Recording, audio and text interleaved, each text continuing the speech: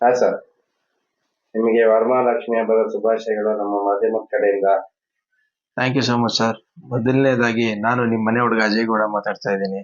ಇವತ್ತಿನ ವಿಶೇಷತೆ ಏನಂತ ಹೇಳಿದ್ರೆ ವರಮಹಾಲಕ್ಷ್ಮಿ ಹಬ್ಬ. ನಮ್ಮ ಕನ್ನಡ ಜನತೆಗೆ ಎಲ್ಲರಿಗೂ ವರಮಹಾಲಕ್ಷ್ಮಿ ಹಬ್ಬದ ಹಾರ್ದಿಕ ಶುಭಾಶಯಗಳು. ಎಲ್ಲರಿಗೂ ಸಕಲ ಸಂಪತ್ತು, ಆಯುಸ್ಸು, ಆರೋಗ್ಯ ಕೊಟ್ಟಿ ಅಷ್ಟಲಕ್ಷ್ಮಿ ದೇವರು ಎಲ್ಲರಿಗೂ ಕೊಟ್ಟು ಕಾಪಾಡಲಿ ಅಂತ ಕೇಳ್ಕೊತೀನಿ.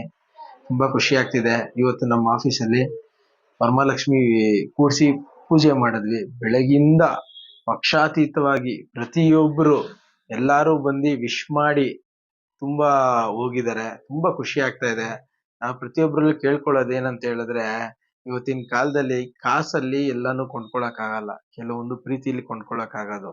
ಆಯ್ತಾ? ದಯವಿಟ್ಟು ಇದು ಮನ್ಸಲ್ಲಿ ಇಟ್ಕೊಂಡು ಯಾರಿಗೂ ಯಾರ ಮೇಲೆ ದ್ವೇಷ, ಬೇಜಾರು, ಅಸೂಯೆ ಎಲ್ಲ ಬಿಟ್ಟು ನಗ್ನಗ್ತಾ ಖುಷಿಯಿಂದ ಬಾಳಿ ದೇವ್ರು 100% ತಾಯಿ ವರಮಹಾಲಕ್ಷ್ಮಿ ಎಲ್ಲಾರ್ನೂ ಕಾಪಾಡ್ತಾರೆ. ಎಲ್ಲಾರ್ಗೂ ಒಂದು ಒಳ್ಳೆ ದಿವಸ ಬರತ್ತೆ. ಎಲ್ಲ ಒಳ್ಳೇದಾಗತ್ತೆ. ಇಷ್ಟ ಹೇಳ್ತಾ ನನ್ನ ಮಾತು ಮುಗಿಸ್ತಾ ಇದ್ದೀನಿ.